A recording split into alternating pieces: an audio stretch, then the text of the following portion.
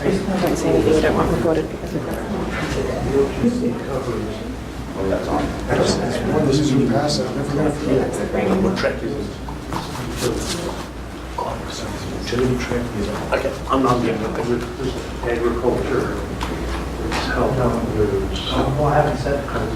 I'll set it. Just a quick question. VP is going to speak in person. Does he have a PowerPoint here? Or is it on? I emailed it to you. I put it on. Okay, we haven't downloaded it yet, so we'll get there when we get set. And I also put it on the OGC site. Yeah, we'll have to, as soon as we switch out to him, we'll have to do that. Okay. And so there's somebody called Scott Simmons. Johnson. Yeah. There's two Simmonses. No, we're shared. I like to think that somewhere way back, somebody was kicked out of the family. Changed the spelling. Are we all set? Yeah? I'm also. Okay. Good morning, everybody. This is Eddie Oldfield with the OGC Energy and Utilities Domain Working Group and my co-chair, John Simmons, with that Preet, co-chair for the same domain working group. Welcome to OGC Energy Summit number 2. Some of you may recall we had our first summit last year, which was held in St. John's, Newfoundland. And I'll be sharing some of the results of that summit this morning to give a bit of context for the day. So I would like to welcome you to the room today. And what I would like to do as well is introduce or welcome folks on the line and maybe just do a quick roundtable of who's in the room. Hopefully you've all had a chance to sign up with the electronic pass. And hopefully you'll be with us for the remainder of the day. You already have the... How do I advance slides? Oh, just click on the slide deck somewhere else and go to. Yep, there you go. Okay. Never in here. Great. So welcome. As I mentioned, Eddie and John will be here with you the rest of the day, leading 4 sessions. The first session is a context setting piece. The second session will be focused on smart energy utilities, the third session on smart energy communities, and the fourth on smart energy networks. We'll get into some details about that in a moment. Could we just do a quick round the room, just who you are with organization and what brought you here in a nutshell? We'll start with you, Scott. All right, I'm Scott Sternfeld. I'm the Chief Technology Officer of Agile Inclusion. I'm here to talk about the use of standards in emergency management and bringing critical infrastructure together. Jeff Zeiss. I'm with my own company called Between the Poles. I follow, I call it thought leadership, but I'm interested in how geospatial technology is being used in the utility and construction industries. Good morning, I'm Andrew Phillips. I lead the transmission and distribution infrastructure research at EPRI, and I'm going to chat to you a little bit about the new initiative we're launching on AI. I'm Scott Simmons with the OGC. I lead the program for the standards program that hosts these meetings, and I'm the technical committee chair this week as well, so I'm chair of the overall week. I'm Mike Carlisle. I'm Utilities Development Director for Bentley Systems. It's my first time at the OGC. Somebody on my organisation pointed this out to me. It was interesting. So. Jim Russo from Agility, we're the OGC member, so I'm just trying to figure out what's going on. Dominic Jensen, working from Treatment, Civil Engineering and Construction Division from OGC. I've been involved with that last week, and I'm here. I'm Hans-Christoph Gruder. I work with Leica Geophysics, and I'm also here as the chair of the Land Infraspec, and we will see later in the 4th session a short presentation what we see how land infra could help the utility industry. Leif Garnham, Trimble. I'm chairman of the Land Infra Domain Working Group, and I'm also here of interest. I've been working with utilities for 20 years, 10 years back from now, working with GIS and model-based asset management systems, including calculation, real-time connection to SCADA systems and other functionalities. So long experience with software for utilities. Okay, thank you. Lou Weber, I'm OGC staff, innovation program, and for my interest, I think is more energy utilities, information sharing for emergency management and disaster response. Sonia Tate, working for Natural Resources Canada, first OGC meeting. We participated in the Geophysics experience. And I'm Gordon Punter with Esri Canada. My interest here is on infrastructure, the power distribution, and also the public safety aspect of emergency response. So I'm from South Korea. Actually, I'm just observing this mission. Josh Lieberman, OGC. I'm a director of the innovation program, so I'm involved in a couple of relevant activities, including smart cities, architecture, and underground data initiative. Yeah, my name is Robert Thomas. I'm from Newfoundland, Canada, and I'm an independent contractor right now with OGC, helping to better utilize OGC standards in a practical and in real-world environment. Gilles Jesquier from the University of Lyon, France. I am a researcher and interested by CTGMS repertoire, and my research focus on 3D and data processing. Tatjana Kutzmann from the Technical University of Munich in Germany, and I work on City GML development and also work on an extension for City GML, the utility network ADE for representing utility infrastructures in coupled with 3D city models, and I also will present in the fourth session. Good morning, I'm Bob Bell. I'm with Brainwave. Our interest is in augmented reality and cybersecurity. Previous to this, I spent 25 years heading up the emerging technology space at the IEEE. And yeah, this fits. Thank you. Marcus Alzona with Keys.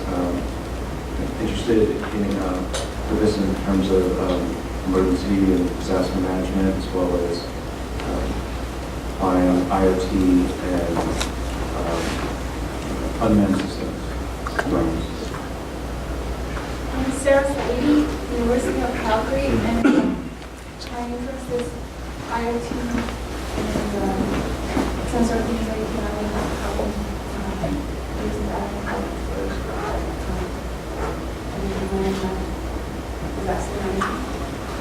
for Okay, thanks, Sue. I don't think we've missed anybody in the room, so let's just go to the online component. If folks would introduce yourselves on the line. Start with Isaac. Are we getting volume from the GTM?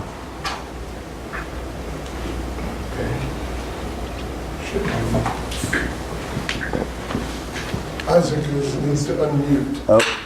So Yes, Isaac, if you could unmute yourself, and then we'll be able to hear you.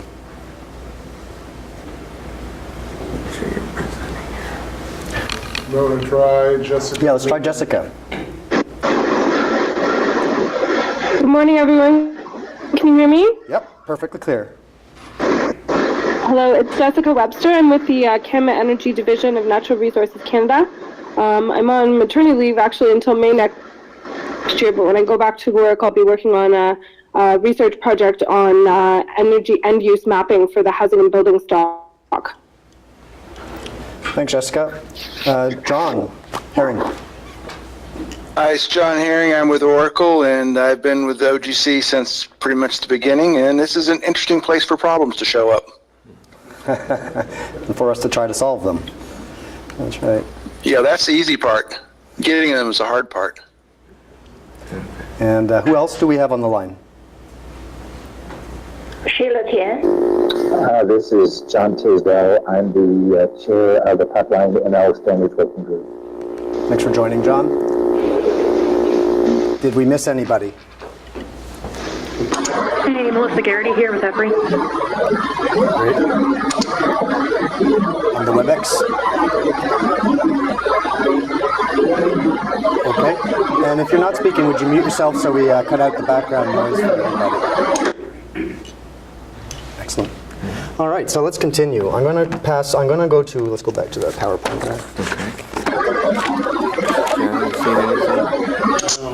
Okay, how do we get to present on here? Should be sharing. That's what you're sharing here, but not on the GoTo meeting. Or not on, here, WebEx. There we go. There we go. Okay. No, but the first PowerPoint's on this desktop. There it is. There we go. Right. Yeah, now I can see it. There. Yeah. Okay. That's yeah, it. you gotta shove all that, there we go. All right. Okay. Thanks, go. Scott. Thank goodness you made it. All right, so the purpose for today, I'll go briefly over the goals and objectives for the summit. It's really organized to focus on the emerging market requirements, in particular because utilities are transitioning as we speak to deal with, of course, aging infrastructure, issues around climate change in some cases, and of course new and penetrating technologies in the distribution world. So market requirements span everything from electric to power utilities through to gas utilities and really all fuel types, but also to third-party users of energy information. And we'll get more into that as we go forward.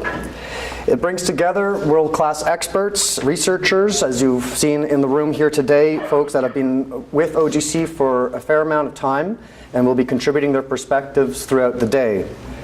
We hope the summit can serve as a launch pad for pursuing further interoperability work, whether to solve the problems that we might uncover today or to demonstrate the value of OGC standards in this domain space, and where necessary to make improvements to those standards. And we hope that we will engage you through this conversation to be willing participants in those types of initiatives going forward.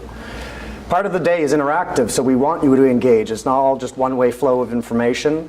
There will be a number of presentations, but you are encouraged to ask questions, and we will have time for discussion at the end of each session to make full use and to take the most value out of these sessions. We already know there are opportunities identified during last year's summit, and we'll build on those today, and I look forward to those discussions. And this work is really important for three global reasons. One is to ensure or help ensure reliable energy supply, economic sustainability, and meeting climate change objectives, although these vary across regions. I'll just take you through our agenda for the morning, for the day, in fact, into 4 sessions. The first one is this one here, context setting piece. I will go through a little bit of our history. I'll then welcome Scott Simmons to the fore here to talk about OGC standards and how they're applied in the energy and utilities sector. Followed by Andrew Phillips with EPRI, who is a thought leader who will provide us some thoughts around the work that you're doing and give us a nice context to go forward with. Following our discussion, we will break for lunch and we'll go to our second session starting at 1 o'clock. Karsten Ronsdorf with Ordnance Survey, who I know is in the room or he's nearby in any case, will be presenting on location technology in utility infrastructure as a sort of a context again. We've invited Pat Brown with EPRI, and I'm sorry for the E at the end of your name, Pat, for connectivity model management. We have Scott Sternfield with us as well with Agile Inclusion. We'll be speaking about data sharing between governments and utilities.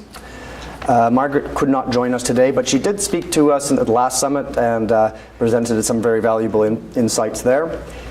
We will hear from John again on the Outage Data Initiative at EPRI, and we're moving Eagle Eye National Outage Map presentation to our third session due to availability and on time. Didn't we put Kevin in where Margaret was? Oh, maybe we did, yes. Kevin Barrett is going to talk about resiliency research here. Okay, Kevin Barrett's going to talk about resiliency research in the place of where Margaret Goodridge is on our agenda for this session. Following a break, our third session will be focused on the smart energy communities realm. And this may be an area or a term that you're not as familiar with, and we'll certainly be able to introduce that when we get there. We'll be welcoming Ms. Rebecca Jans, a researcher at the University of Guelph, a PhD candidate, who's been working with faculty there on a very interesting project that we're also involved with to map energy data for local planning. We'll be hearing from Simon Cox from Australia, Cicero, about energy modeling being done in Australia. We'll be hearing not from Steve Smythe today, but we will be hearing from Tatiana in the final session on utility network ADE and city GML. And finally, Karsten will join us on the work that they've been doing with BIM and GIS, so the interoperability between those two domains. Finally, our final session, and the final session is 2 hours in length. It's a little longer than the second and third sessions, so there will be more time for discussion. We'll be hearing from Land Infra, Doog, and SWIG chairs. Coupling, as I mentioned, Tatjana's presentation on coupling 3D city models and utility networks. Josh Liederman, who's also with us, will be presenting on the work on MUDI for underground infrastructure for utilities. John, again, will be speaking to us about neural networks, using neural networks for above-ground asset management. And I believe you have Jared joining you for underground AI for underground asset management. Followed which we will have discussion, and we will be focusing on action planning at the end. So every session is an opportunity to highlight where are the key gaps and challenge or pain points that we need to solve, what are potential opportunities or roads forward, what SWIGs might need to be involved in that work. But certainly at the end, we want to recap all the action threads and present to the TC on Thursday a summary of what was discussed, the highlights, and any recommendations going forward. I'm sure most of you are familiar with that process. I won't bore you with the background of Energy and Utilities Domain Working Group. You can find that on the website. We bring market participants together along with solution providers to both identify requirements and help inform the OGC Standards process. The first Energy Summit was held in 2017. We're getting a little static noise in the background. In St. John's, Newfoundland, it was a really well-attended summit, and I'll be sharing some of those highlights with you shortly. And we planned this one to advance that discussion and dive a little deeper and truly to serve as a launch pad for new interoperability initiatives. We convene when members have a requirement to come together, maybe outside of their typical SWIGs or DWIGs, and exchange what the work they are doing and how it may be of use in the domain.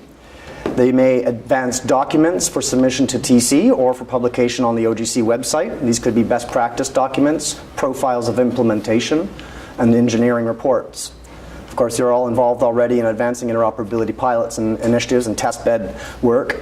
So some of that may, for example, in testbed 16, we may be able to feed some of the requirements out of this going forward. We definitely encourage you to suggest profiles of standards in support of this marketplace so that the industry and solution providers have a place to go and find out how those standards can be best applied to solve some of the critical pain points in the transitioning utility sector. And of course, participants collaborate in all of those things.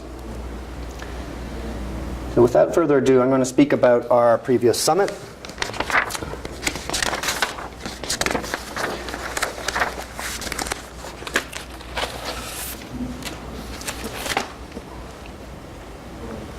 We identified through the summit, as you can see here on the slide, I simply put up a whole list of our participants and speakers. These were our speakers. The key drivers that we identified, globally speaking, for energy data use, exchange, interoperability, in the utility space include energy cost reduction, energy peak demand management and reduction, climate change and CO2 curtailment, acceleration of clean energy technology deployment, and infrastructure renewal and cost avoidance. Those are some of the key drivers. I'm sure we'll hear of others at a finer scale. And really broad buckets here. We're painting broad brushstrokes with this, but the three main buckets for energy information fall into informing policy at various scales, improving customer choice, the ability for them to make decisions about the energy they're using and participate as quote-unquote prosumers in this new energy world, and for utility planning, outage management, restorations, and so forth. Participants, and these are highlights from the summit. So this would be a recap of the key things we learned or we heard from the group. I think there was general agreement in the room that we need to demonstrate the return on investment of implementing standards for a number of value streams. And some of those standards might serve multiple value streams, and it becomes difficult for the utility to determine what that ROI is and where to place it.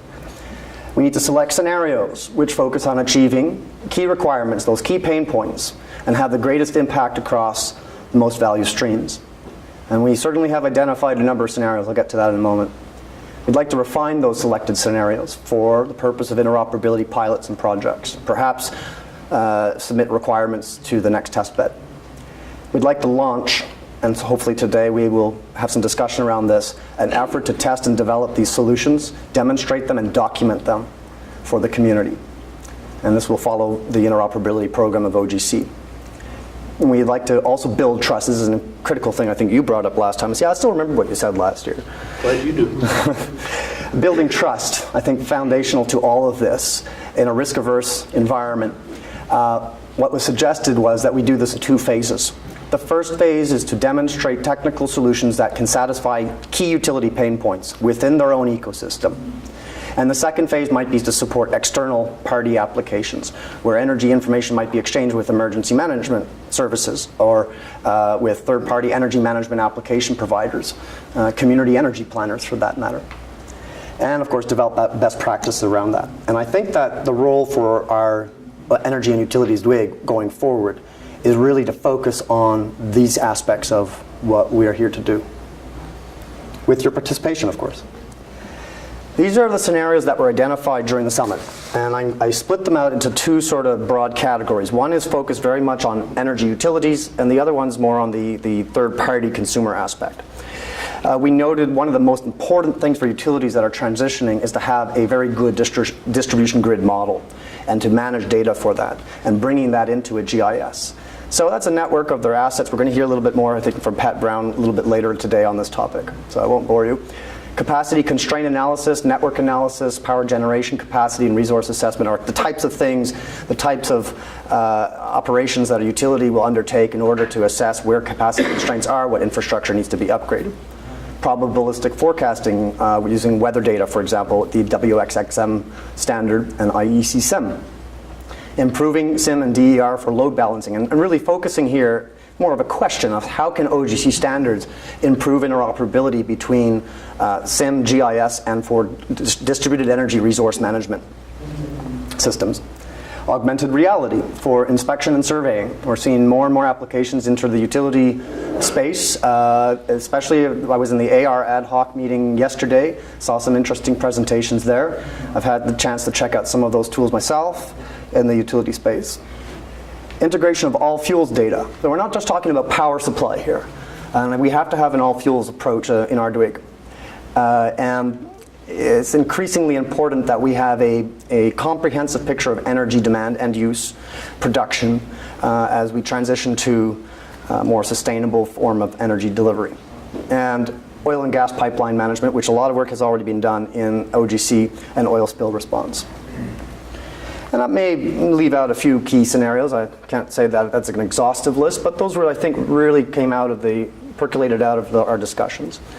On the community side, our scenarios include integrating building attribute and energy data. And there's been a lot of work, including from Camet Energy Natural Resources Canada. I know Jessica's joined us on the line. Thank you, Jessica. Around this. But this is one of the key areas in order to be able to supply communities who are increasingly making decisions around energy, whether it is to reduce their energy costs, or it is to incorporate new renewables, or it is to plan new subdivisions utilizing the local energy resources. And we also understood that privacy is a very important concern in this community. So it's demonstrating how OGC standards can be used for de-identification of data, processing, visualization, and aggregating that data for use in the public domain. Potentially integrating green button energy use data. Green button, of course, perhaps most of you are familiar with. If anybody not familiar with green button, it's not an OGC standard, but came out of NIST. And it's really a one-click way of consenting to the use of your energy information in various applications. Providing renewable resource assessments. For example, not just simply having a map of where the wind blows and where the sun shines, but being able to, in a coverage service, interpolate that with other data in terms of built environment, demand, and being able to do proximity analysis and analysis of feasibility, pre-feasibility analysis of those. Increasingly, at least in Canada, and I don't know in terms of the United States, but we are seeing over 400 communities already have created what we call community energy plans. And these plans incorporate a number of elements. They're usually 10-year target plans with a stretch target out 20 or 30 years. They usually try to reduce greenhouse gas emissions while improving economic sustainability of those communities. They focus on everything from energy efficiency first, harnessing waste energy resources, looking for local renewable resources, how to integrate those effectively, looking at land use impacts, because land use decisions and the built environment have long-term impacts on energy use, as well as looking at smart energy networks or smart grid in the case of the power sector. Increasingly, these communities want to model what-if scenarios. So what if this policy, or what if that technology was selected and rolled out?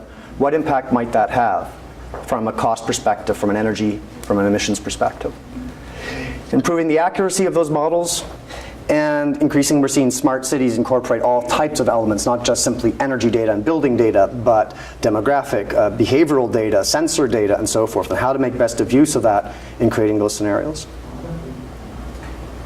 Some other findings, we recognize that some existing standards can easily support some of those use cases. Potentially some of those standards require extensions or profiles of implementation in specifically to those to this sector, and in many cases new combinations of those standards to achieve the desired outcome. The standards we identified, the OGC standards we've identified as being particularly relevant to this sector and to the scenarios identified, including core standards like Web Map Service, Web Feature Service, Web Coverage Service, Sensor Observation, SWE, Sensor Things, API, Web Processing Service, CSW, I forget the acronym person, Greg? Scott, acronym CSW. Catalog Services. Thank you. Sometimes City GML, Utility AD, Land Infra, and the proposed Pipeline ML, which are relevant to these scenarios. And perhaps there are others. Other outside of OGC, other standards that are critical to this effort include IEC standards, particularly SIM. Multi-speak is another standard, green button, BIM, and potentially others. Work is already being done in terms of BIM GIS interoperability that will be presented later. There were some gaps. I think we're going to uncover more today. I'm hoping we do, because those are the kinds of things we come here for to try to solve for. In terms of gaps, we've only identified really two areas. One is in the web processing service. There needs to be specific profiles of implementation, potentially improved ability for handling complex parameters, user parameters, for time series representation as well, and also to do better integration of energy and building data for demand profiles. And this could include a number of things, which I won't get into currently, but that's a great discussion we can have during our networking breaks. The primary challenges, as I mentioned, privacy considerations, really important here. Legal framework around this, the exchange protocols, and the adoption of those protocols and encoding standards. There are some inconsistencies in terms of the rate of adoption of those standards, depending on where you are. There's certainly risk, a perception of risk, or real risk associated with energy data exchange, and certainly in a risk-averse environment like a utility. They're foremost aware of that, and we need to, again, build trust with that sector through demonstration projects. And the utility sector is not yet fully leveraging the OGC standards where it could be already. We also identified data requirements, data sources, and that will be all in the report. So I'm going to finish off with two slides, and then I'm going to pass it over, I believe. Oh no, first one more thing, and then I'm going to pass it over to Scott. I think most of you are familiar with this schematic. It's a very simple bird's eye view of the application, the discovery or service tier, and data tiers, and OGC standards may be embedded throughout those tiers.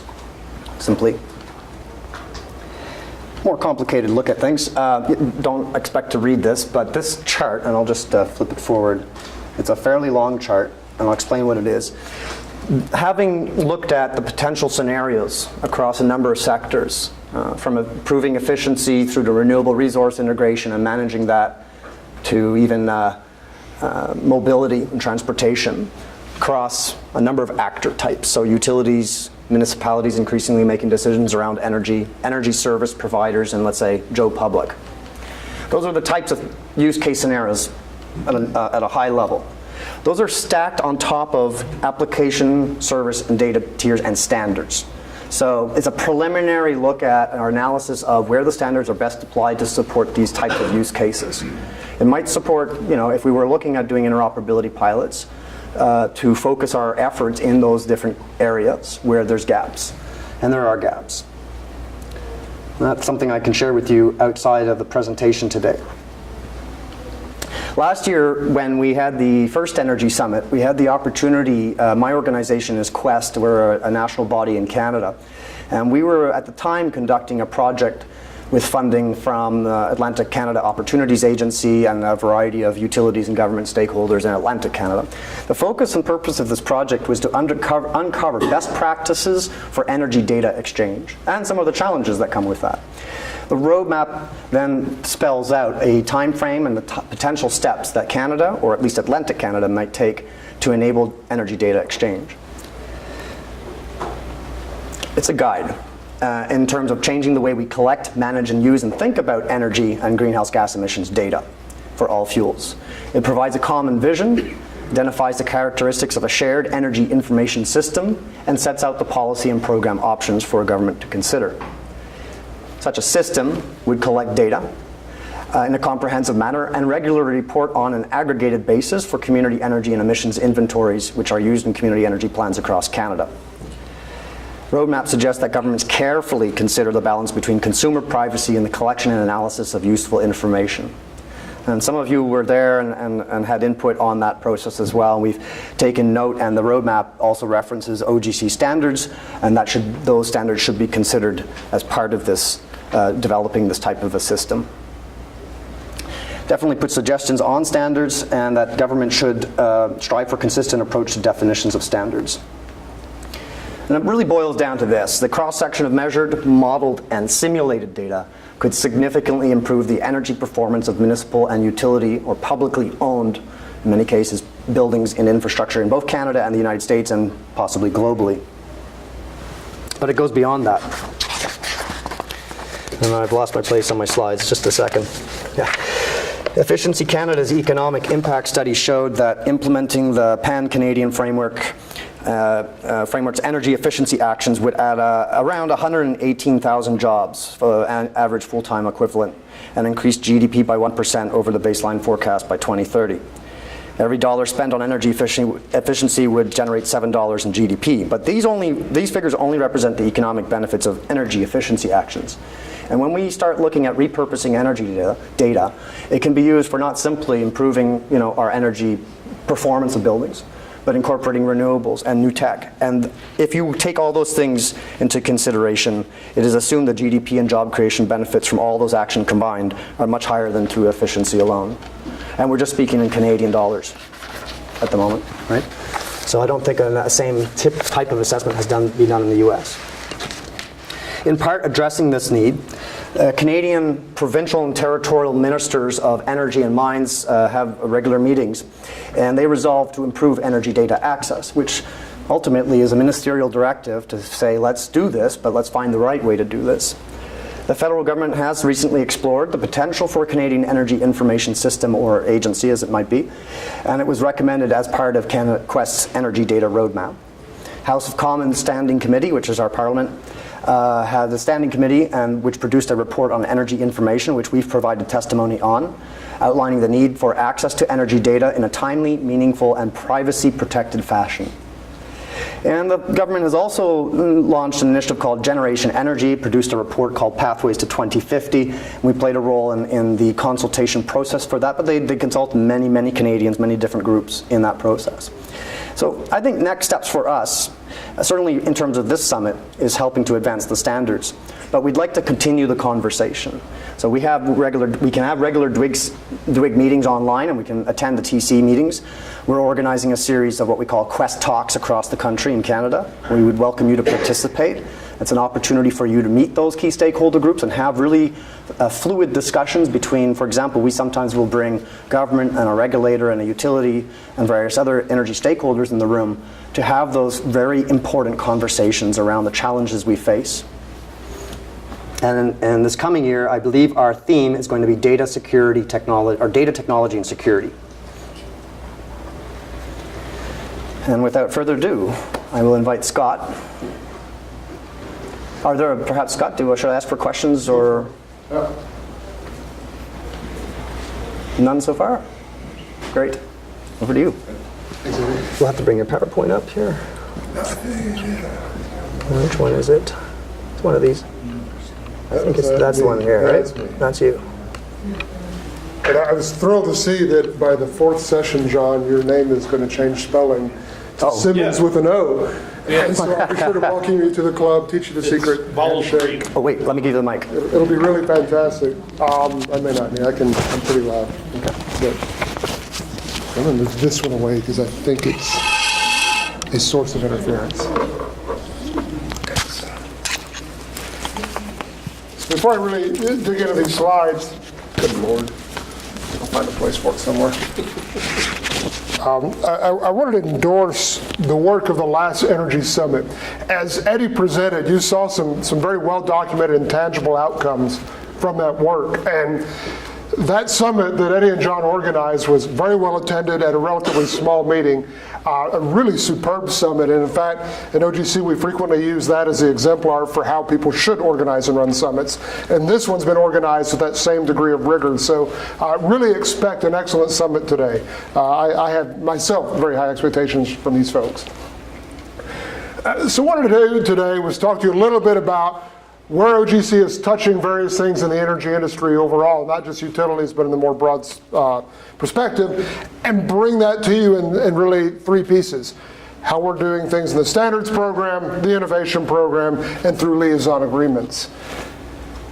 As EPRI also knows, and any one of you who work in industry, and this industry in particular, it is quite fractured based on the subdomains of everything from the production of the raw resources necessary to generate power, to the generation, to the transportation of power or other things, and finally end user consumption. And while there is certainly great work going on at EPRI and in the OGC to try to integrate and work across these domains, they all do often live in their own expertise. And so many times when you attend these kinds of meetings, and when you come to the TC meeting, you will see 40 different working group meetings, each with their own little tiny piece, doing their part of the problem. And that is because that's where the experts feel most comfortable to work. That's often where the deliverables are going to be extracted, right? But in the meantime, there is a very concerted effort to try to coordinate across these groups. And outcomes from that last meeting show that. So I'll illustrate with a series of pictures, sort of the process, starting with the standards program. So OGC is well known as a standards development organization. That's our primary output. We write standards, you download them for free. Those standards are often developed in expert groups that focus to do one particular thing. Those standards ideally are well aligned with our baseline and integrate quite well. And so like the picture shows, you can get power from the outlet to your device through a whole series of little plugs, each one of those plugs offering a standardized interface. And while that doesn't look terribly elegant, it works. And so in cases, maybe we only need one interface, but we may need to cobble those together to actually solve an interoperability problem. And so we build standards modularly such that we can take this approach. If that outlet has a different shape, we can start stripping off some of those little pieces and get that power to our device. So the idea in our standards program is really to work against these smaller little pieces. So here's just a sampling of working groups touching the energy sector in a whole bunch of different ways. Rather than read these, you read them, you go download the slides. Yesterday, Eddie mentioned we had an augmented reality session. We have an augmented reality standard in the OGC that's quite applicable for discovery of various things, such as buried utilities, such as what's in your walls, etc. We'll have some discussion today from City GML, and particularly not just using the cities as a foundation for modeling, but extending that standard for more sophisticated energy analysis. Land infra, for the infrastructure modeling. We have a group on meteorology and oceanography that talk about those overall issues of mid-ocean, but that's where the discussion occurs for wind power or perhaps solar power. You'll find a point cloud domain working group where we're doing facility inspections of your infrastructure. So if you have a power plant and you need to know what's where and where all the cooling pipes are, you're going in with a terrestrial laser scanning system. All that point cloud data needs to be worked with. That's the group where it gets discussed. So it happens in all these little bits and pieces. Similarly, then we develop the standards in the same type of fashion. And so I've mentioned a couple of these already, like ARML and CityGML. GeoRSS, a standard to add position to an RSS feed. If you're taking an RSS feed to describe any aspect of your operation, the place is kind of important, right? Everything, all these little sensors.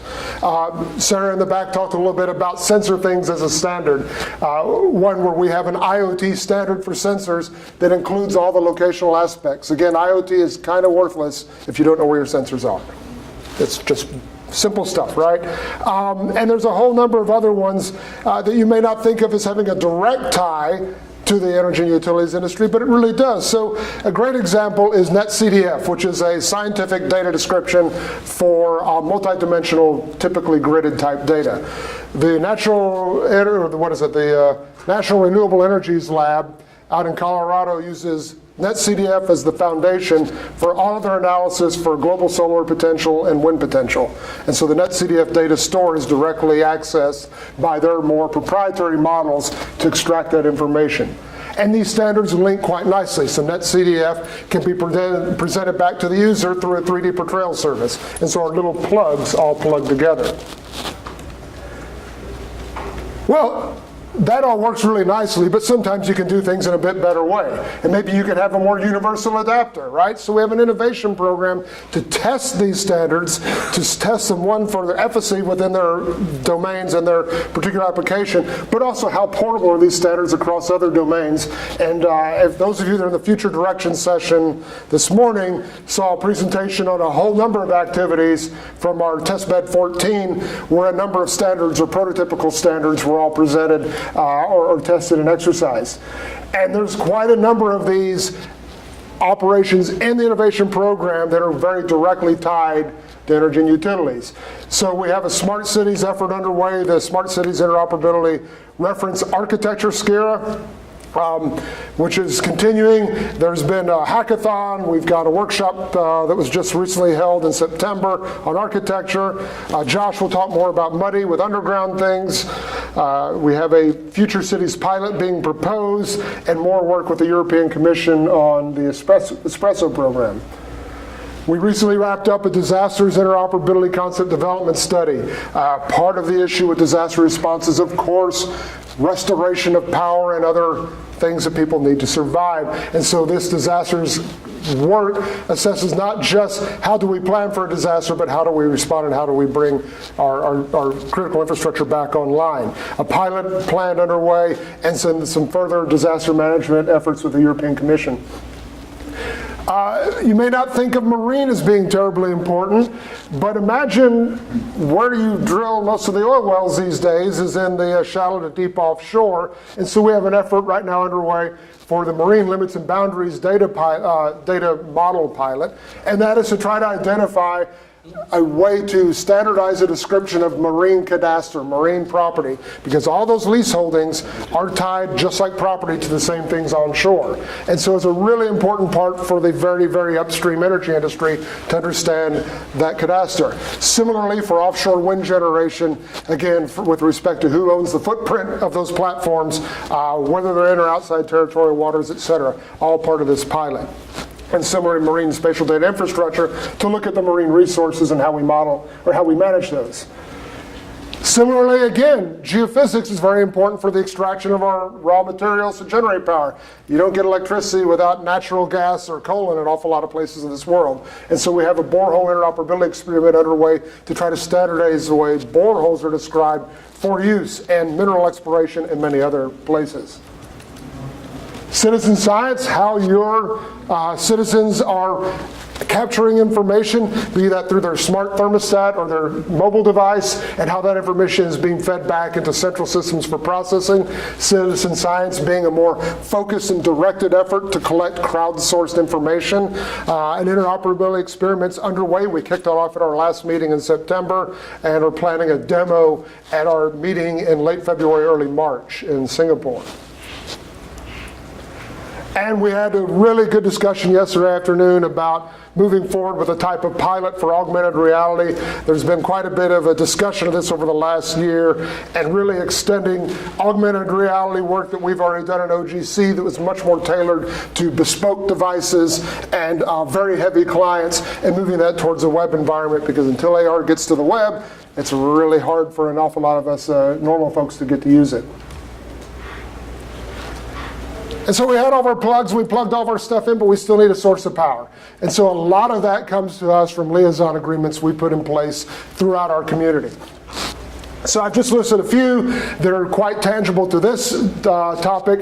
We have historically had a bit longer relationship with the oil and gas industry, primarily because they are very, very heavy users of geospatial standards and themselves have been the drivers for coordinate reference system standards.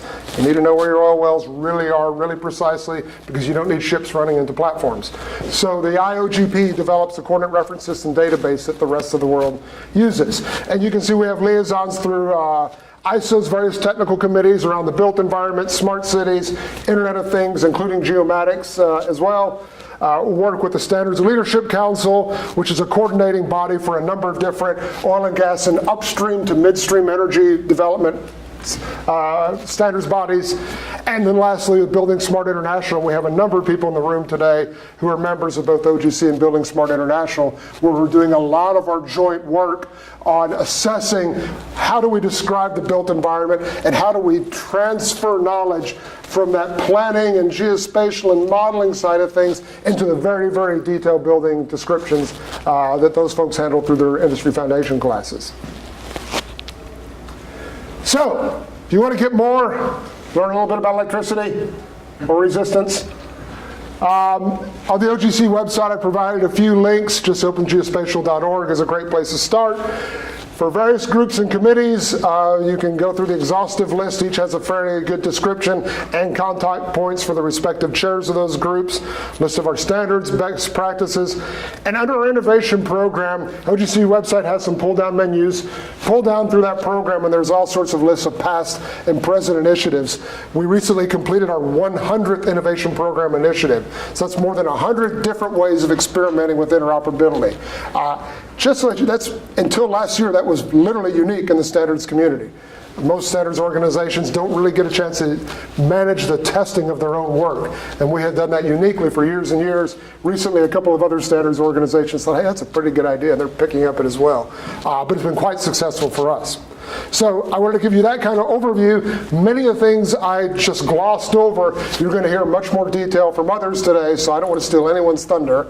And with that, I will take any questions or move us along. Questions? Dreams, aspirations? What are we not doing? I know what we're doing. What are you doing? Great. Well, Eddie, we'll move that along. You may want to bring up Andrew's. Yes, on the, from the portal.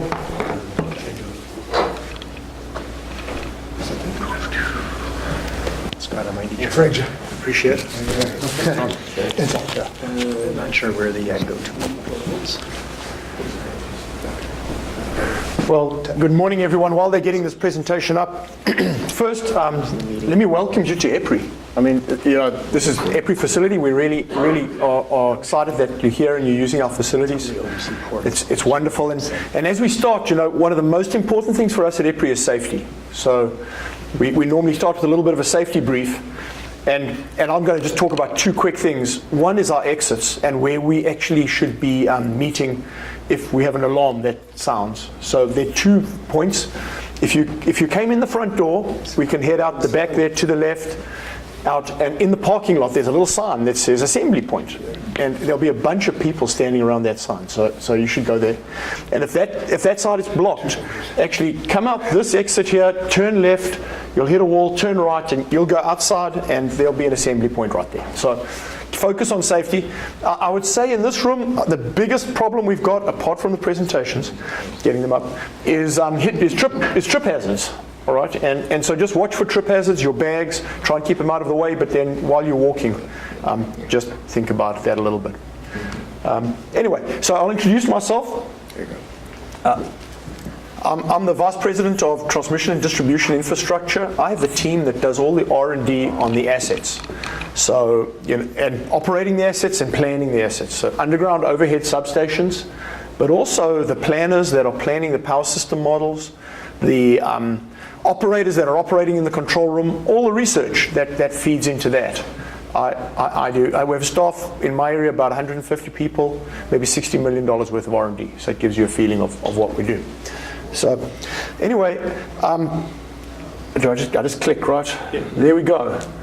So, at EPRI, we're also very focused on what we're calling the digital transformation. We've operated this system for 100 years, this T&D system, with probably very little, apart from the last few decades, right, of digital help. Or, everything's been kind of done using electromechanical relays. It's been done using paper and prints.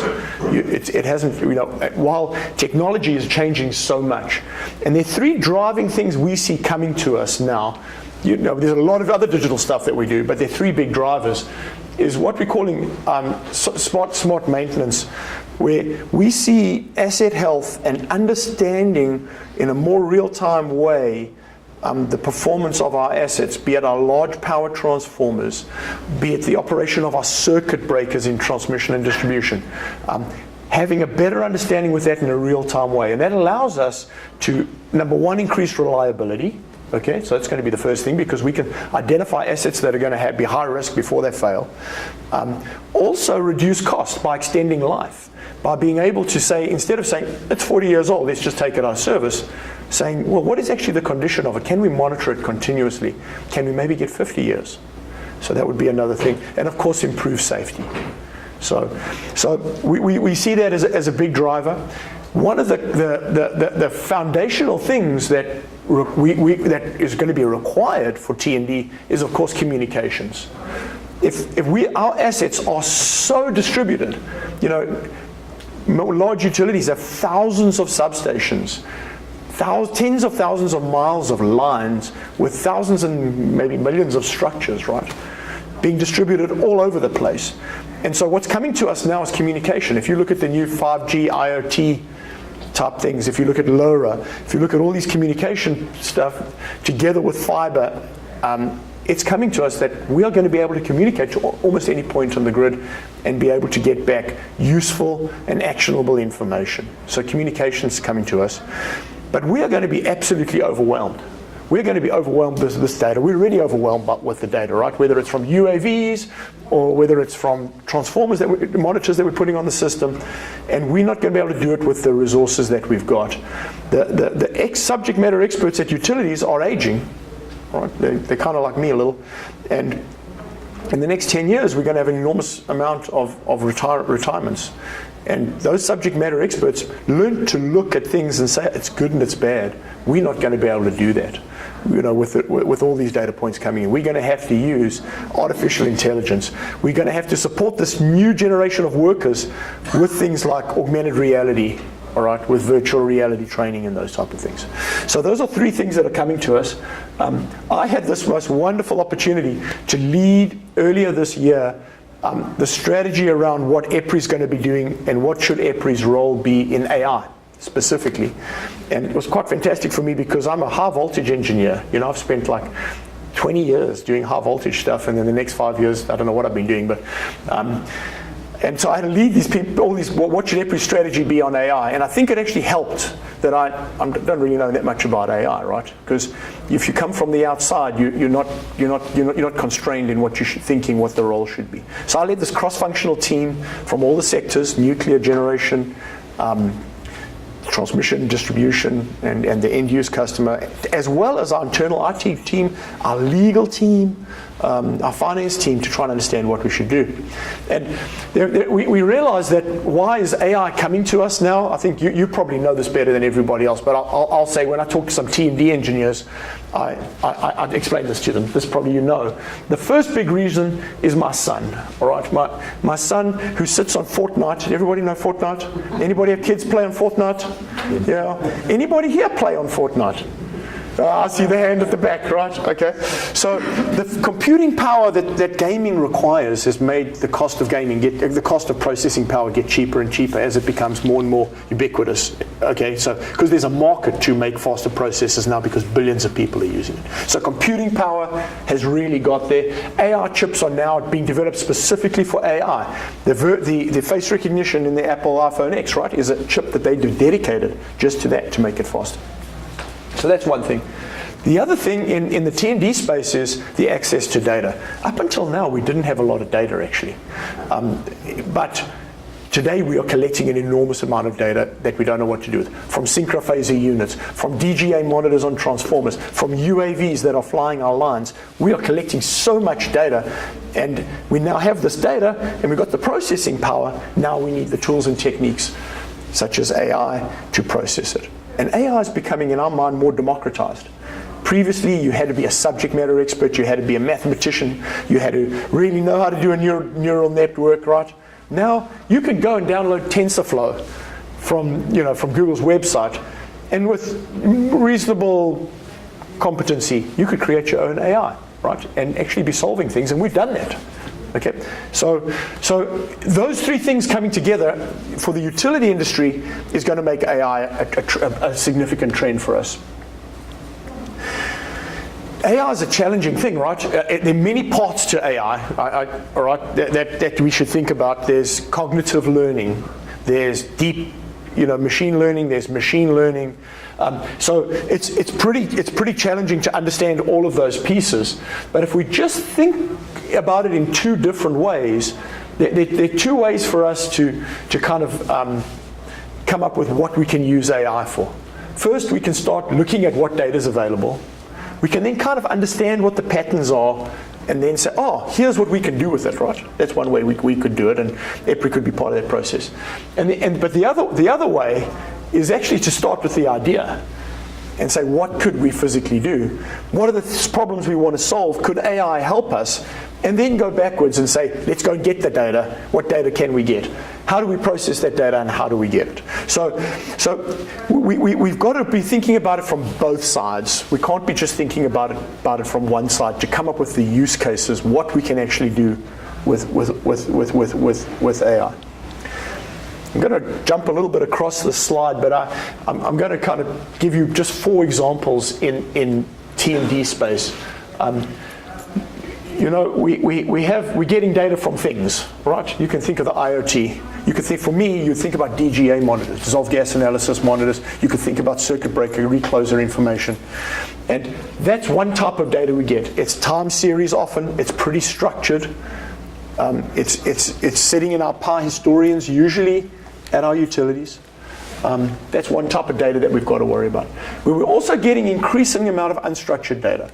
We're thinking a lot more about images that we're collecting in the field in large quantities from UAVs. And what are we going to do with it? That's pretty unstructured data. All for us that we know probably is the GIS location of that, right? We probably don't know much else about it, so it's pretty unstructured. And then we have more unstructured data, which is probably more around the cognitive work where we're able to have information that we've collected for years in these guides and reference books and the subject matter knowledge information that we've got in a very unstructured way. They may be in books. How can we use that information to make more informed decisions? And then the top left-hand corner, I guess, is very structured data that we deal with, which is kind of more in applications such as work order management data. Can we use all of that data? So we've got to think about how we use all of this different types of data together to make more informed decisions. I'm going to just go through that. I'm going to jump across to this and this slide here. The biggest challenge of doing machine learning or deep learning is getting training data.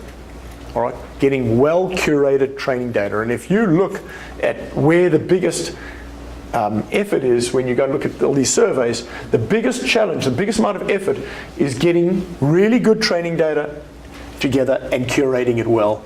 Curating it well being putting it in a way that we know that's a picture of an insulator. That insulator has got a crack in it. That insulator is a 13.5 kV insulator, right? And so we have to pull together big data sets before we're going to start doing training for deep learning and machine learning. And in our industry, if I went to google.com now and I typed in, show me a picture of a tiger, so I typed in tiger, I would get a lot of pictures of tigers, right? Okay. If I typed in, show me a picture of a pink car with, a pink car, it'll come up with a picture of a pink car. If you typed in, show me a picture of an insulator on a transmission line pole, and I've done this, right, it'll come up with maybe not the best answers to you, right? Okay. And the reason is there's not a lot of training data, which is the utility engineer's fault because we're not searching enough on Google for pictures of insulators. So what we did is we took Google's got an app where you can submit images, and it will tell you what it thinks those images are, right? And Caption Bot is by Microsoft, and we submitted images to say, well, how well are the present tools going to be at identifying our assets? And so if you submit that picture to Caption Bot, it will say to you, I think it's a traffic light hanging from a wire. Okay, right, automatically. If you sent that picture, and for those of you who don't know, that's a decayed wood pole with a pin-type insulator on the top, right? So, if you didn't know that, and if you sent that picture, it'll say, I think it's a close-up of a light pole. Meanwhile, it's a fuse cutout that's got a crack in it. And so we really want to get to a point where we've got a big enough data set, and that the AI algorithms are well enough trained that it can automatically give us those answers that we want to see. Now, I just showed you a couple of pictures of images, but here are three things where EPRI is trying to contribute. We are trying to gather large quantities of data from multiple utilities, curate them, and provide them to the AI community. So EPRI's main role, I'm just going to say main role, is not going to be to develop AI. It's rather to create the data sets to provide to the AI community. Provide the data sets to the research organizations such as universities, the startups, the established players, okay, on that.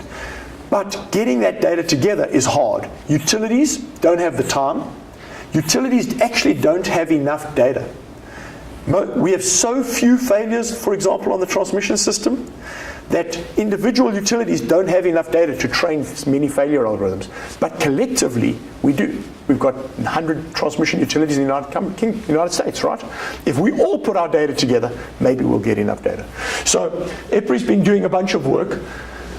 We have been collecting training data for dissolved gas analysis. So for those of you who don't know, dissolved gas analysis is every year about the large power transformers that we have that sit at those central stations. They're huge. Some of them are almost the size of this room, maybe 3/4 the size of this room. Somebody goes with a syringe, special syringe, and takes a little bit of gas out of it, takes a little bit of oil out of it. And then we send that oil off to a lab, and that lab looks at that oil and says, oh, there's so much methane, CO2. There are 9 different gases. And then our experts look at the gases and say, we think that's a bad transformer. Realize that thing costs $5 million, $6 million. And the reason is it's a loose core ground, and probably we've got another 5 years. Okay, that's how we do it at the moment. And we have some physics-based algorithms that help us. So could we rather do that using AI? Okay, rather than having these subject matter experts. And so what we've done is we've been able to pull together DGA data from 45,000 transformers from 27 utilities. And in that, there are a few thousand failures. So you've got to imagine, you've got to have good and you've got bad. And now we're planning to provide that, and they've started already, to AI vendors, okay, and saying, here's a data set, train your algorithms. And we're holding back a bunch of data to say, once you're done, let's see how well you did, because somebody's got to check it out. So that's an example. Another example is on image analytics for transmission and distribution inspection. On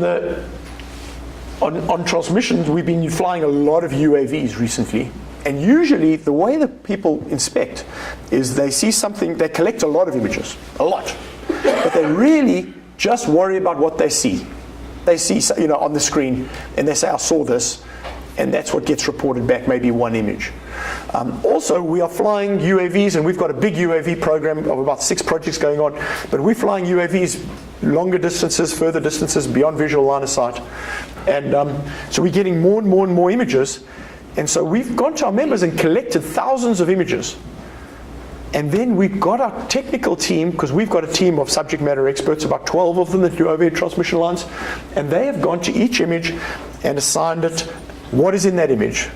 And then from an asset point of view, and not only done that, but said, okay, this one's a problem, and this is the rating of it. And we've provided those images to 9 different AI vendors. IBM, Intel being big guys, smaller guys like LineSpec, some big military contractors like Harris.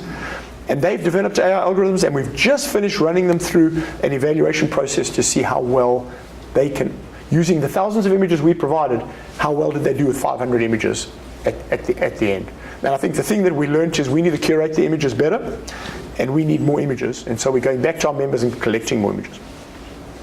So that's another example.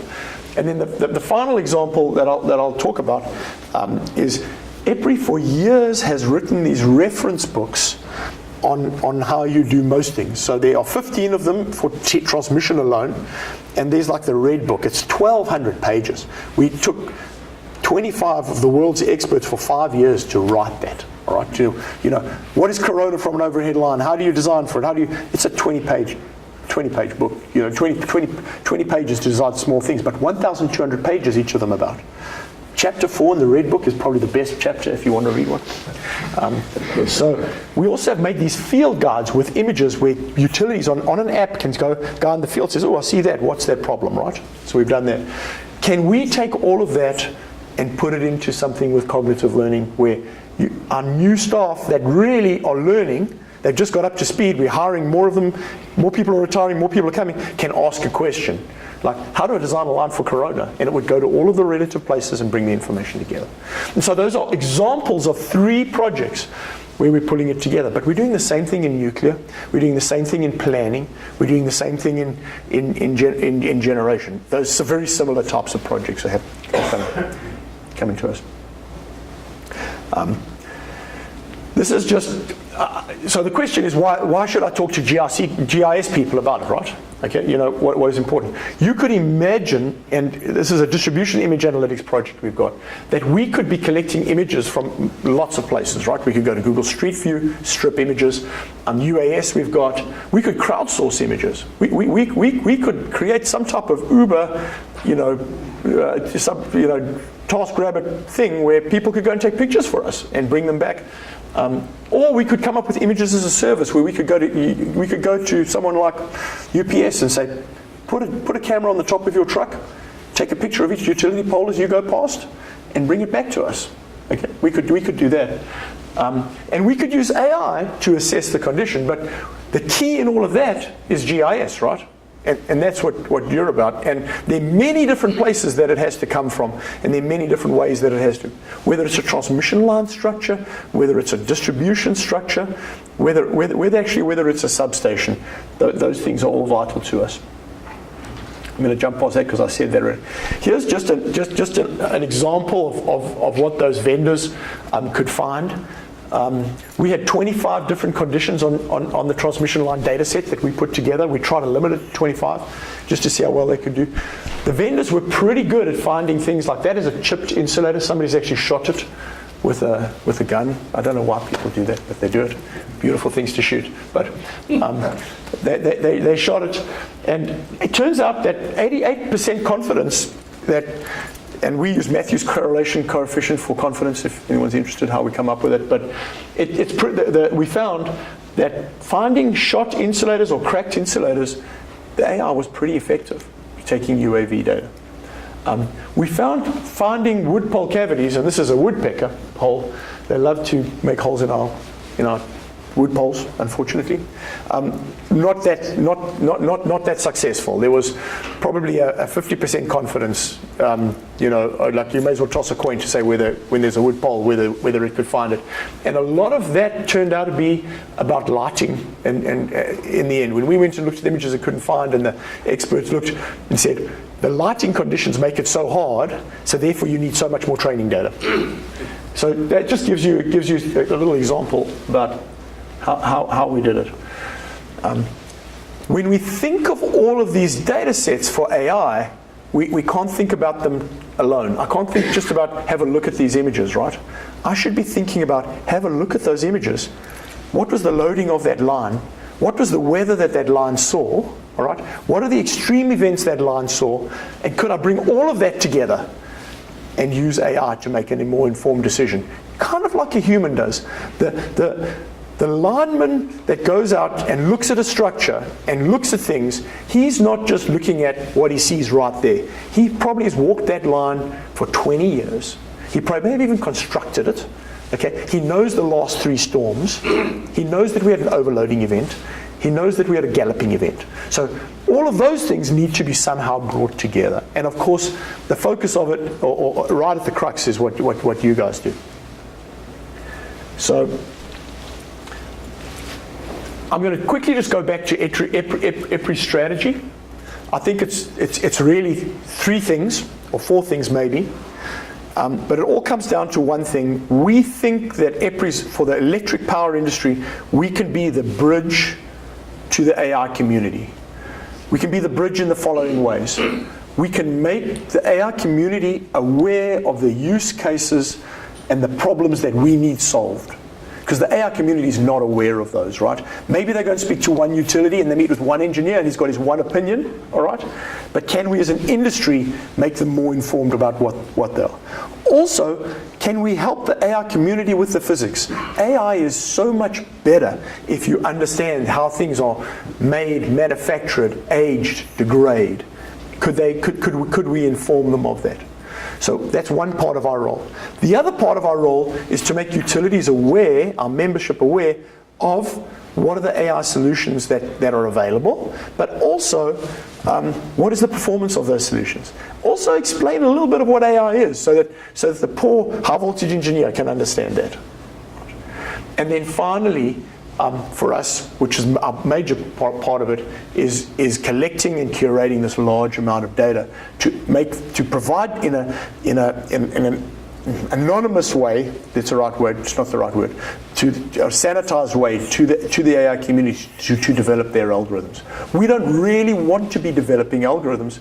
We want to facilitate the whole community to develop them. We don't want to pick winners and losers. We want to facilitate. And so that's what we see as EPRI's role. So my last slide. I hope that was interesting. Yeah. Something interesting. Have you got any questions? I feel like I've been a little bit of a diode, like one direction to you. I've got a question. Yes, sir. Thanks, Andrew. Very, very interesting presentation. Once you've done some research, how do you get the utilities to pick up on it and start using it? Yeah, so how do we get them to implement? So that's a fantastic thing. So at EPRI, I say we do 3 things, right? We identify, we create, and we transfer. So we don't just work out like what R&D needs to be done. We go and do the R&D, but we transfer it. And I think we've got to work with our members, and we do this in a lot of projects and a lot of areas where we go, members pick up and take that the results and implement them, and we should help them with that implementation. I'll give you an example. One utility at the moment is taking one of the AI vendors, dissolved gas analysis, and implementing it into their asset health thing. They looked at we provided the training data set, they looked at our evaluation of different vendors, chose one, all right, and implemented it, and we're learning through that whole process. Does that, if that makes sense? So we can't just do the research, put it out there and say, take over. We've then got to work with each of our members to say, how do you take it and implement it? I don't know if that was a fantastic answer, but best of it. Any other questions? Just Scott. Maybe more of a comment and a plea than a question, but we are about to go to vote on a geospatial AI working group. And so that group is actually going to be presented on Thursday in our closing plenary and eventually ask for a vote of our membership. And we received quite a broad spectrum of comments on that group from the community. But I'm telling you, we didn't get anything this focused with the actual use cases and why the geospatial context is so important. So maybe my request is, John and anyone else who's participating in the plenary, for some comments to go back to that group because I think this example, set of examples really strengthens the use case for why we should have this discussion, why we should have a working group on that focuses on AI, because the other half of the equation, the geospatial context, was easy. The other half of the equation you showed there, the pictures and the identification of just these assets, is I think, missing from our perspective right now. This is great. Good. Sir. Yeah, I hesitate to do this because it may be off on a tangent, but I am reading The Grid by Bach. Okay. The history of the grid, and the major blackouts have been associated with software issues and with events along critical assets like trees touching high power lines. And can you talk a little bit about how AI might be applied to look at that particular issue? Because that seems to be Achilles heel. I hope I agree with Mr. Bach. All right, okay. Miss Bach, I think it's Gretchen. Gretchen, okay, Miss Bach. Miss Bach, I should have just said Bach. So I think if we look at all the analysis of all the wide-scale blackouts that have occurred, right, actually come down to misoperation of protection. You can argue the tree started it, but in reality, the protective relays that were meant to protect the grid and prevent, the progression of the faults or the increase into the faults to other areas, all right, it was the main reason why. Any one of them, right? Usually there's a human involved in this problem, okay, because we didn't put the protection settings incorrectly, okay, number one, or the topology of the grid changed and the protection settings that were in that relay were no longer relevant. And it's one of our big challenges today. As we start putting more distributed generation on board, as large generation retires, like coal plants retire, we end up, the configuration of the grid changes, and changes pretty quickly in our world, probably within months, right? And we can't keep up with these millions of relays that are doing protection settings. So I would say one of the use cases we've thought for AI is to look at those protection settings and identify where changes need to be done. All right, are the protection settings correct, or will it result in a wide-scale outage if you don't do that? So that's one application of AI in protection settings for relays. Be it distant to fault or overcurrent or phase lock loop relays, those type of things, is to evaluate all of those. They're all in databases. They're meant to all be in databases today, all right? And that's another big challenge for us. But knowing what those relays settings are and whether they're coordinated is a big issue and tough to do. So there's an opportunity. And then just if I could follow up back to the sort of the long haul issue of how do you use AI to determine maintenance along high tension power lines, things like that. I would imagine there's been a pretty good degree of success in that, in being able to do broad area determination of overgrowth and where to do the maintenance or not. That's a long question. So if you think of maintenance of an overhead transmission line, okay, it brings me back to somebody says high tension, but a high voltage transmission line. There's a number of components to it, right? There's vegetation. Right. Okay, vegetation is one piece. There's the subgrade corrosion. There's the subgrade that you worry about. There's the structure. There's the insulators. And there's the conductors. That's maybe simplifying a little bit.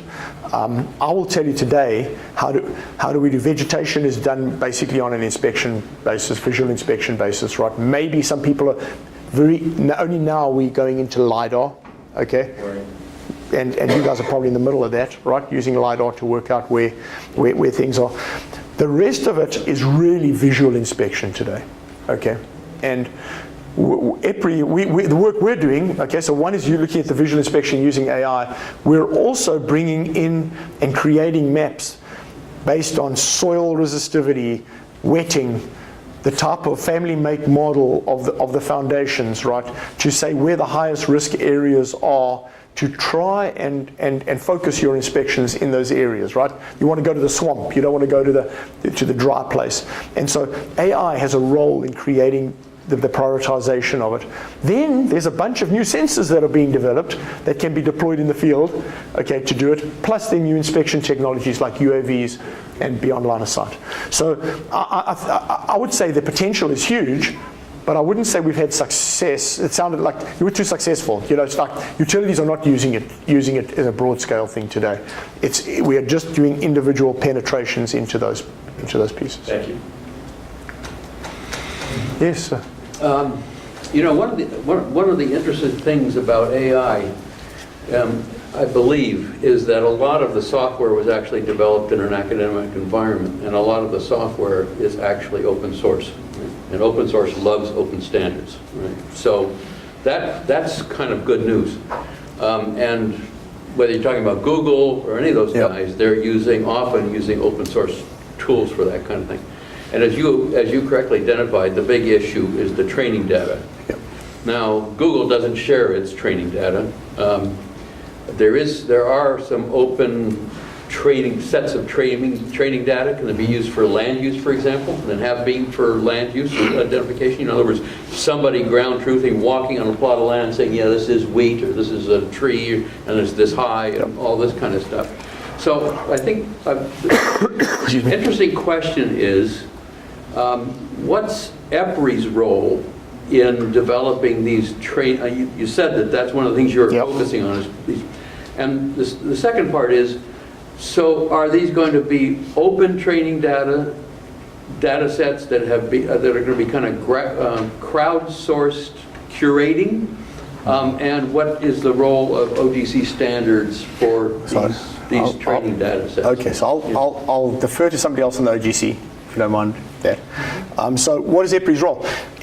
Look, EPRI's role is, in anything, is to provide safe, reliable, cost-effective, and environmentally responsible energy, right? So we're a non-for-profit.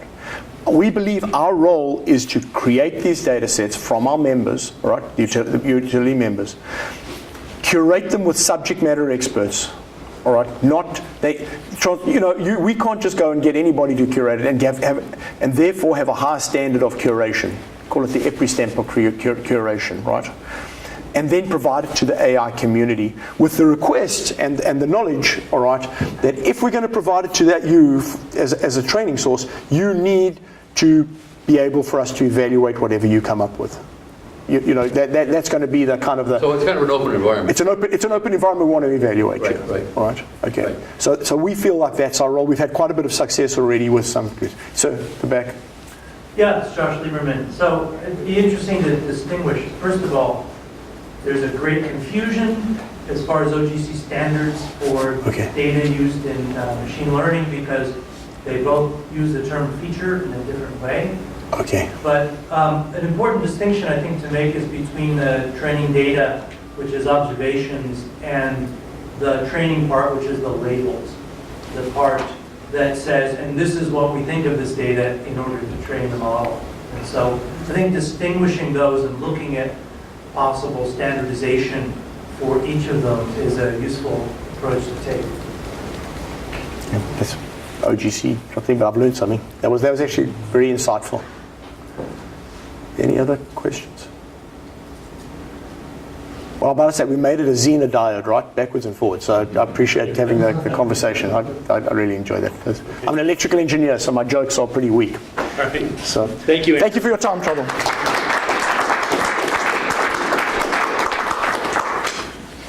So we do have some time before we break for lunch, and I know a few people have joined us in the meantime. Do want to open this up for further conversation. If there are any further questions, please do. And I'd like to get I'm going to put some questions to you as well. But before I do that, could I get the folks who joined us in the last half hour, I think there might be one or two, just to introduce yourselves so the rest of us know. Karsten, I see you in the back. Hi, Carsten with Gordon Survey, Chair of City GML and Integrated Digital Environment. I'll speak after this. Anybody else join us? I'm Tony Hodgson. I'm the CEO of Brainwave LLC, and we're here primarily to explore opportunities to use augmented reality for visualization of the new. My name is Kevin Barrett. I'm with the EPRI staff, and you'll hear about community resiliency after lunch. I'm Rebecca Gons. I'm from the University of Guelph in Ontario, Canada, and I'll be speaking after lunch as well about some of the research we've been doing about smart energy communities.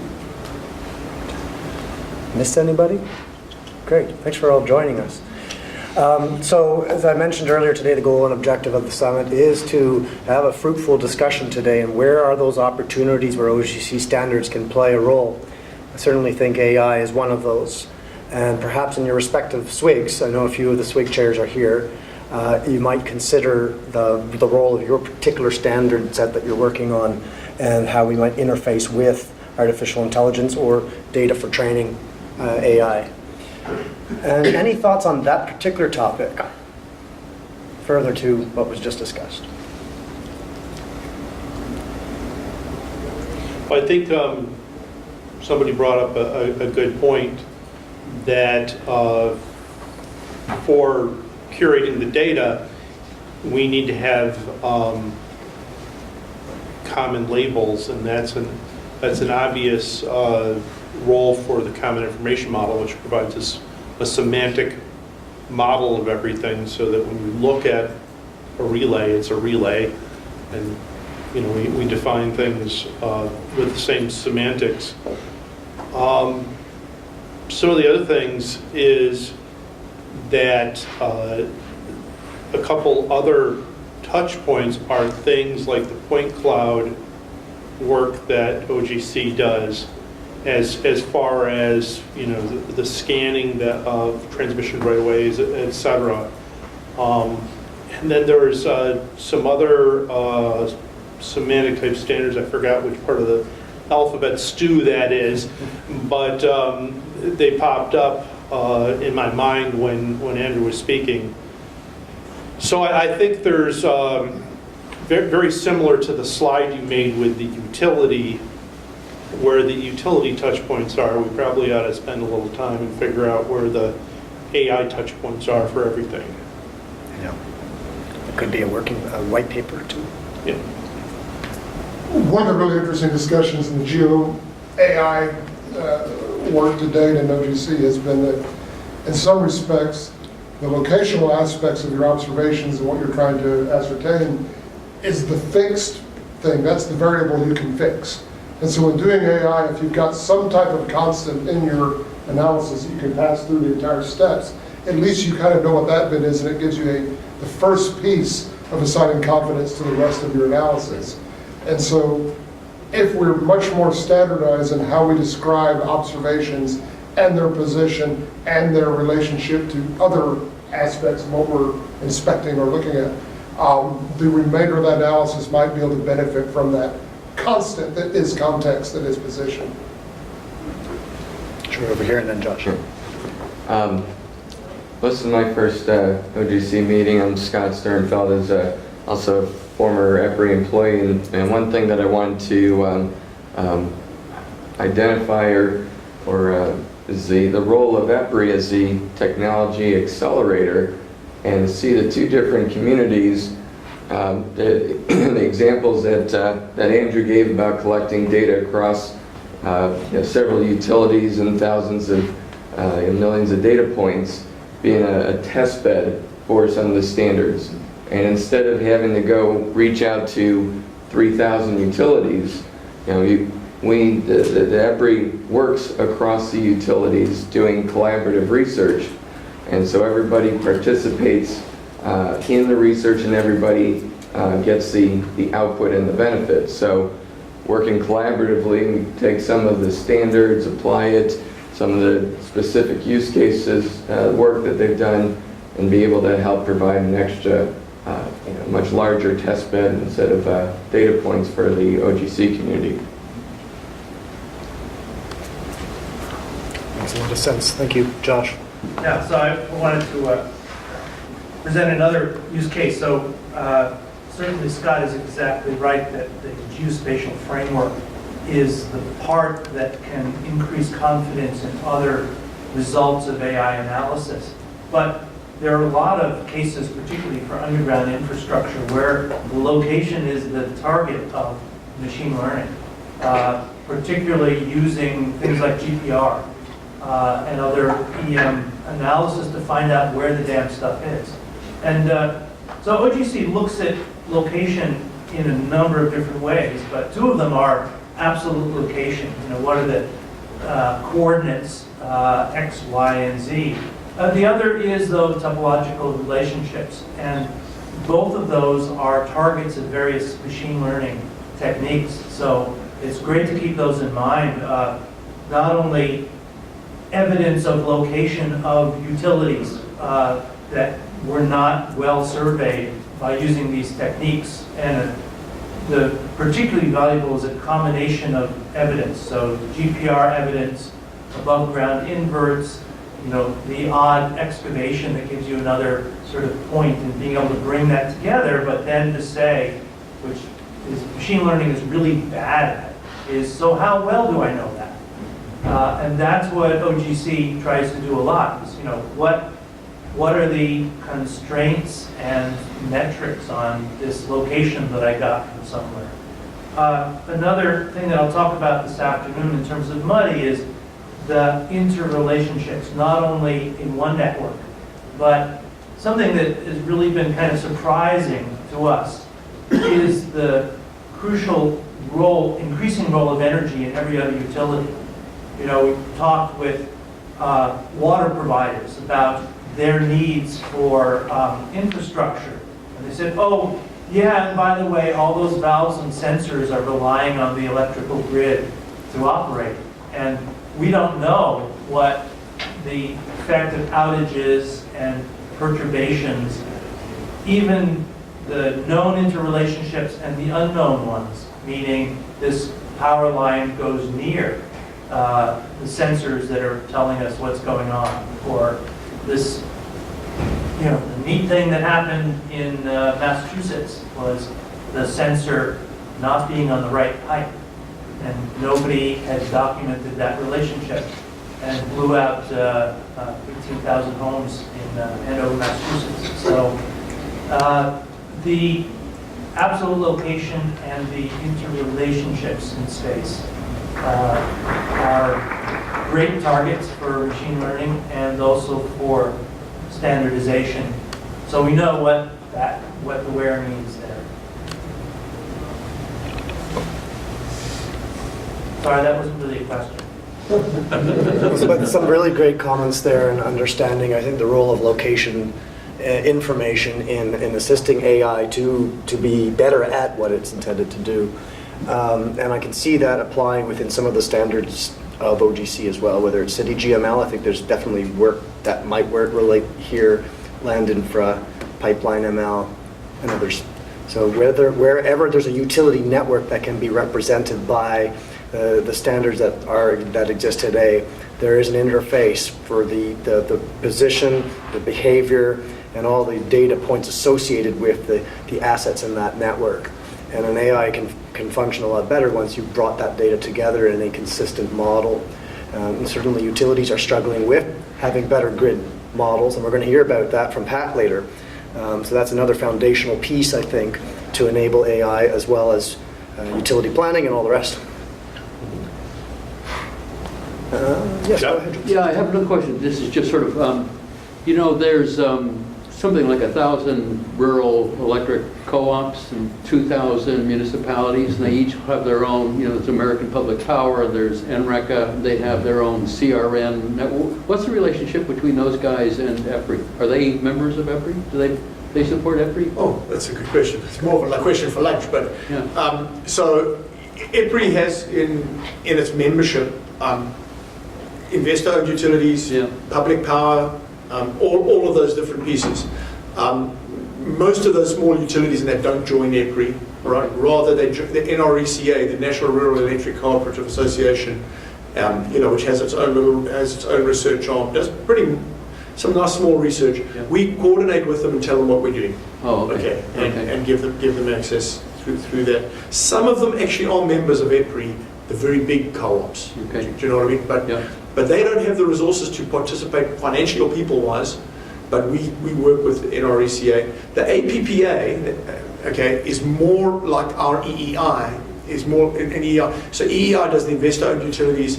APPA does the public power. They are more of a lobbying organization representing in Washington D.C.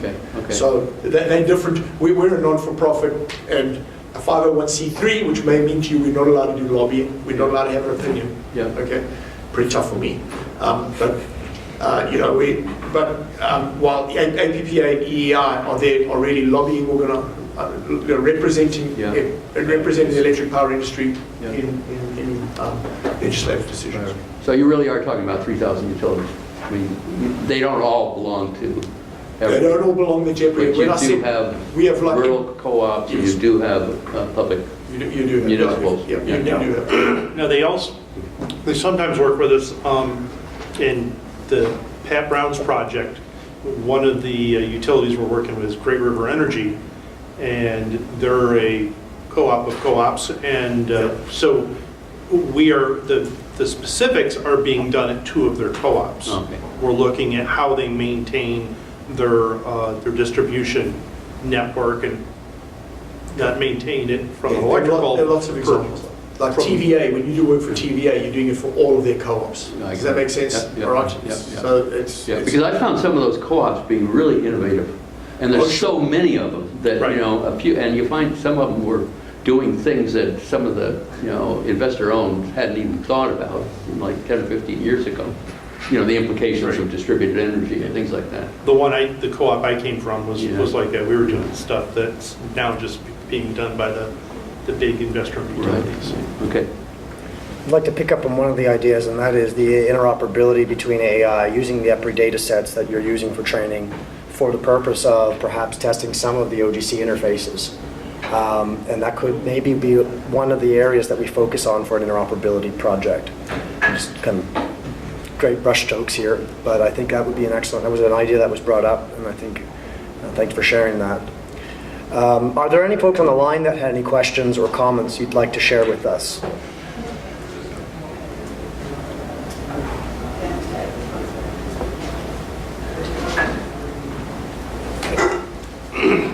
Can I ask? Go ahead. One more while you're waiting for that. Do you have any formal relationship with the locate industry? The Common Ground Alliance? No. The 811, the guys who do one-call centers, any of that kind of stuff? Not that I'm aware of. And that's just a matter of time. Can't do everything. Yeah. I mean, I've seen an estimate that it's like a $10 billion a year. Yes, it is. Business. I mean, it is a big business. I just went to the conference. I had no idea, and it was like football fields of vendors and 810. I mean, it was a big thing. Yeah. And their whole job is to locate stuff, utility stuff. Exactly. And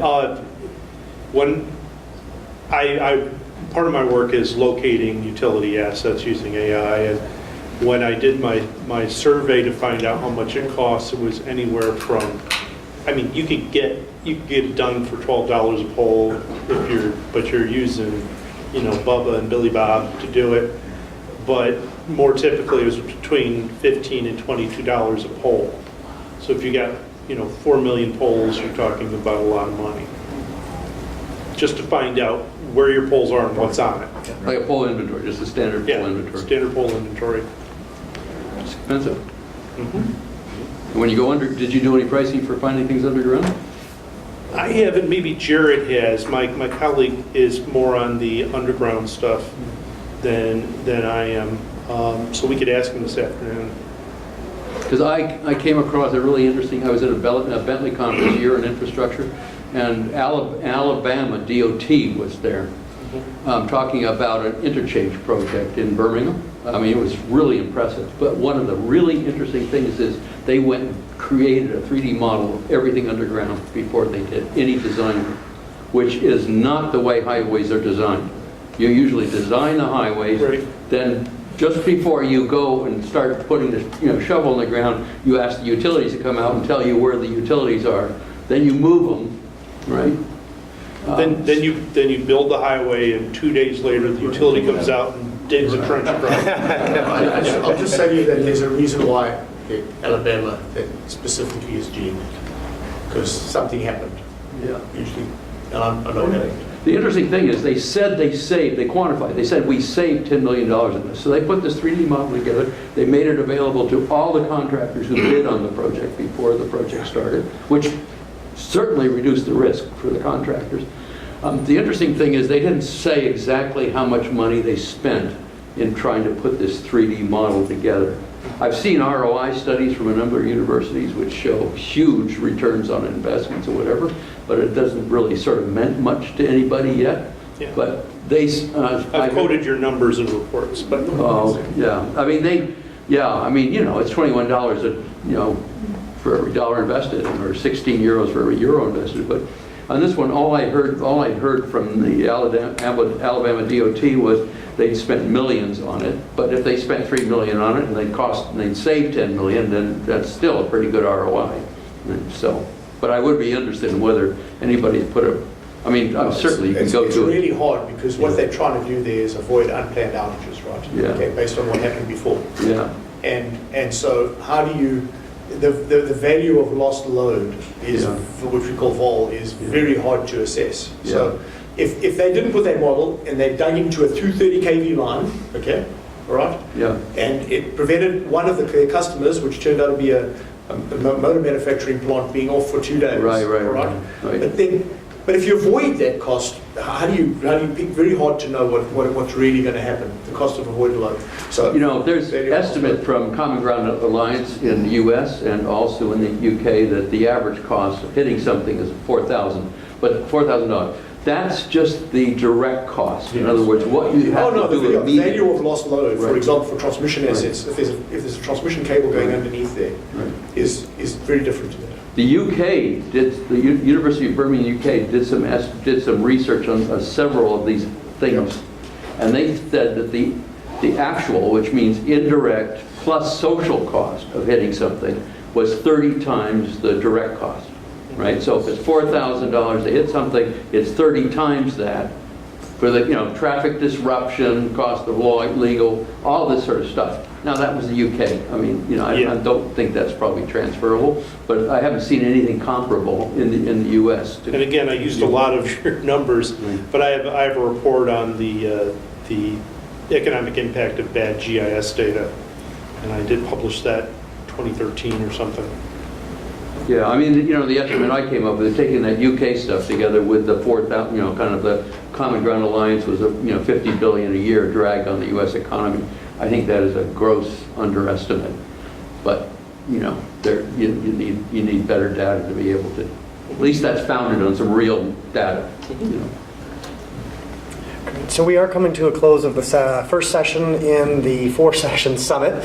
We do hope you'll join us after lunch for some more exciting talks. Or it'll get even better. It'll get even better. All right. Promise? Okay. Jeff, Thanks all.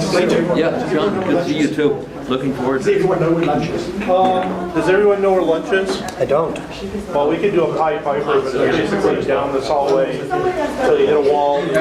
Folks online, we will be convening in an hour from now.